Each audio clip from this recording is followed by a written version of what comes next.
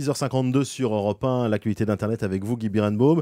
Et vous nous expliquez ce matin qu'il va devenir de plus en plus difficile pour un politique de faire disparaître des propos gênants du réseau social Twitter. Oui, vous savez que les hommes politiques, comme les journalistes, ont investi, comme les people aussi, le réseau social où on échange des messages de 140 signes avec ses abonnés. Et il s'est passé pas mal de choses d'ailleurs pendant les élections sur ce réseau. Oui. Du coup, Twitter est devenu un lieu à surveiller tant l'instantanéité des échanges peut amener certains à se lâcher, voire à se laisser aller loin de la langue de bois des plateaux télé ou des studios radio. Et là, Guy, il va vraiment falloir faire attention à ce que l'on dit ou écrit, puisqu'un nouveau service fait son apparition. Hein. La nouveauté s'appelle Politwhoops. Elle sert tout simplement à récupérer les tweets effacés de leur compte par des hommes politiques. Politwhoops repère les tweets supprimés, les enregistre et est même capable d'indiquer l'heure de leur publication et celle, évidemment, de leur suppression.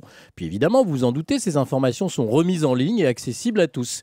Kik.fr, qui reprend le site mashable.com, rappelle les cas du sénateur John McCain, qui avait discrètement supprimé un tweet dans lequel il se moquait des larmes de Vladimir Poutine après sa réélection. Il y avait aussi le républicain Jeff Miller, qui se demandait sur Twitter, avant d'effacer, si Barack Obama était bien né aux États-Unis. Alors en France, un tel service pourrait être utile. Nous avons aussi nos gaffeurs en ligne. Je ne citerai pas de nom. C'est pour cette raison que le président Hollande a recommandé à ses ministres d'être prudents en matière d'activité numérique. De toute façon, c'est très rare qu'un politique qui tweete une bêtise ne soit pas rattrapé par la patrouille des internautes ou des journalistes qui scrutent Twitter, puisqu'il suffit d'une petite capture d'écran, même si vous avez supprimé votre message. En tout cas, Politwhoops est une pierre de plus dans le jardin de ceux qui défendent le droit à l'oubli sur le web. Pire que ça, ce nouveau joujou interdit toute erreur. Alors ce serait quand même dommage qu'on en arrive à dissuader les politiques, voire les journalistes, de fréquenter les réseaux sociaux à force de leur interdire le moindre petit écart. Guy Birenbaum pour l'actualité d'Internet. On se retrouve évidemment lundi matin, Oui. mon cher Guy.